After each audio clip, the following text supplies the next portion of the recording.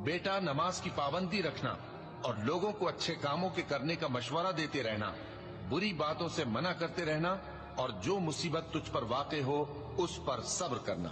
बेशक ये बड़ी हिम्मत के काम हैं। और तकब्बुर करते हुए लोगों के सामने गाल न फुलाना और जमीन में अकड़ कर न चलना, इसलिए कि अल्लाह किसी इतराने वाले शेख खोरे को पसंद नहीं करता। और अपनी चाल में एतदाल किए रहना और बोलते वक्त जरा आवाज नीची रखना, क्योंकि बहुत ऊंची आवाज गधों की सी है और कुछ शक नहीं कि सबसे बुरी आवाज गधों की होती है। क्या तुमने नहीं देखा कि जो कुछ आसमानों में और जो कुछ जमीन में है सबको अल्लाह ने तुम्हारे काबू में कर दिया है और तुम पर अपनी जाहिरी और बातिनी नेमतें पूरी कर दी हैं। और बाज लोग ऐसे हैं कि अल्लाह के बारे में झगड़ते हैं, न इल्म रखते हैं और न हिदायत और न किताब रोशन।